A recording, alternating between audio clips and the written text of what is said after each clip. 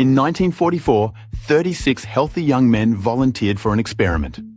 The goal of that experiment was to slowly starve them. Not for a day, not for a week. For 6 straight months.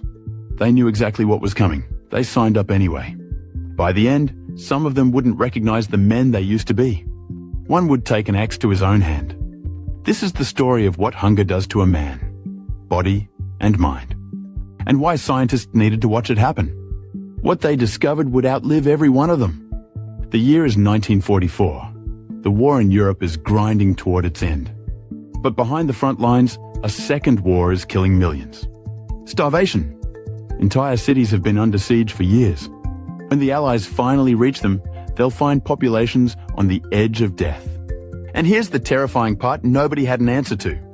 How do you feed a starving man back to life without killing him? Feed him too fast and his body can shut down. Feed him too little and he dies anyway. Nobody actually knew the rules. There was no science for it. A physiologist named Ancel Keys decided to build that science. The only way to study starvation was to create it. On purpose, in a controlled lab, in men he could measure every single day. Millions of freed prisoners and refugees were starving to death, fast. Aid workers were desperate and sometimes made it worse. But who volunteers to be starved? The answer is strange, and it tells you something about these men. They were conscientious objectors, men who refused to fight in the war. People called them cowards for not picking up a rifle. They wanted to prove that wasn't true. So they offered their own bodies to the fight instead. Out of hundreds of applicants, Keys chose 36. The healthiest, the most stable, the most determined men he could find. They moved into a stadium at the University of Minnesota. Underneath the bleachers, they ate, slept, and waited. These weren't broken men looking for an escape. They were students, teachers, idealists, quietly tough. Keys screened them brutally before letting them in. Mental stability mattered as much as physical health, because he knew the mind would be the real battlefield. For the first 3 months, they ate normally, around 3,200 calories a day. Keys measured everything: weight, strength, heart rate, mood. This was the before, the baseline of a healthy man. Then the starvation began. Their food was cut almost in half, 1,600 calories a day. And it wasn't steak and eggs. It was the food of a wartime famine: potatoes, turnips, bread, macaroni. The same grey meals over and over. The target was brutal and exact. Each man had to lose 1/4 of his entire body weight. And to make sure they burned it off, they had to walk. 22 miles every week. Now watch what hunger starts to do. First, the obvious. The weight falls off. Ribs appear, faces hollow out. But the body is smarter and stranger than that. To survive, it starts shutting systems down to save fuel. Their hearts shrank and beat slower. Their body temperature dropped. They were cold all the time, even in summer. They wrapped themselves in blankets in July. Their metabolism fell by 40%, the body refusing to spend energy. Their resting pulse sank toward 40 beats a minute. Small cuts healed slowly, or barely at all. Their hair thinned and their skin turned dry and rough. Sitting on a hard chair hurt. They had no padding left. Their bodies became misers, hoarding every last calorie. Strength collapsed. Climbing stairs left them dizzy. Fluid pooled in their legs and faces. A swelling called edema. So even as they starved, the scale sometimes lied, puffed up with water. The body was eating itself, quietly, from the inside. But the body was never the real story. The mind was... Food stopped being food. It became an obsession. The men talked about meals constantly. They dreamed about them. They started collecting recipes, cutting them out of magazines. Grown men hoarding cookbooks they couldn't eat from. Some collected hundreds of recipes they would never cook. They'd stretch a single meal across an hour, playing with every bite. They watered down their food to make it last longer. Some chewed gum until their jaws ached. Anything to chew.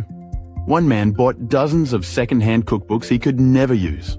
Others hoarded kitchen tools, pots, knives, spoons. They lingered in the kitchen just to smell the food cook. A few took jobs in the kitchen, torturing themselves with it. Conversation died unless it was about food. When they finally ate, they guarded their plates like animals. And as the hunger deepened, the person underneath it disappeared. They became irritable, Then apathetic, then cold to everyone around them. Friends stopped talking. Humor died. Sex drive vanished completely. They couldn't concentrate, couldn't read, couldn't care. Keyes gave it a name: semi-starvation neurosis.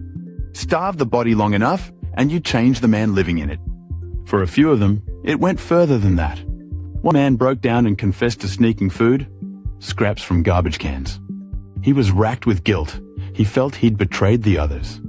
And then there was the one nobody could forget. A volunteer working out by a road took an axe and severed 3 of his own fingers. To this day, no one is fully sure if it was an accident or something darker. He himself wasn't sure. Starvation had blurred the line. This was the cost Keyes was measuring. Not just pounds, but the human being. 2 men cracked so badly they had to be pulled from the study. One was briefly committed to a psychiatric ward. These were the same stable, healthy men from the start. Hunger hadn't just thinned them, it had unmade them. After 6 months, the starvation phase finally ended. You'd think the hard part was over. It wasn't. Because now Keyes had to answer his original question. How do you bring a starving man back? He split them into groups, each fed different amounts to find the line. And the results shocked everyone. Recovery was agonizingly slow. Small calorie increases did almost nothing. Their bodies barely responded. It took thousands of extra calories for months before they felt human again. The lowest calorie groups barely recovered at all. Keyes realized the textbook recovery numbers were dangerously wrong. Real recovery needed far more food than anyone believed. And the hunger didn't switch off. It went the other way. Once allowed to eat freely, some men couldn't stop. They ate 5, 8, 10,000 calories a day and still felt empty. One man secretly ate until he made himself violently sick. Even months later, some still felt a bottomless hunger. The body, terrified of famine, screamed at them to never go hungry again. That single finding rewrote how doctors refeed the starving. Too fast can trigger a deadly crash now called refeeding syndrome. The men of Minnesota are the reason we know to go slow. In 1950, Keyes published Everything. 2 volumes, almost 1,400 pages. The Biology of Human Starvation. It became the definitive map of what hunger does to us. It guided famine relief for the rest of the century. It still does. But here's the part that should stop you cold. Those food obsessions, the binging, the numbness. Doctors started seeing the exact same pattern somewhere else.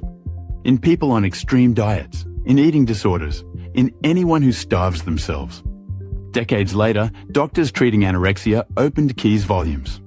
The starving brain he described matched their patients exactly. It reframed self-starvation as biology, not just willpower. It explained why crash diets so often explode into binging, and why prisoners of war came home haunted by food. The Minnesota men proved something we forget. The crazed obsession with food isn't weakness, it's biology. Starve a body and it will fight you with everything it has. 36 men volunteered to find that out, so the rest of us wouldn't have to. They got their bodies back. Most of them recovered fully. They walked back into ordinary life carrying an invisible scar. Hunger, they proved, leaves a mark long after the last missed meal. But they never forgot what they learned about the animal inside us. That underneath everything we are is a creature that just wants to be fed.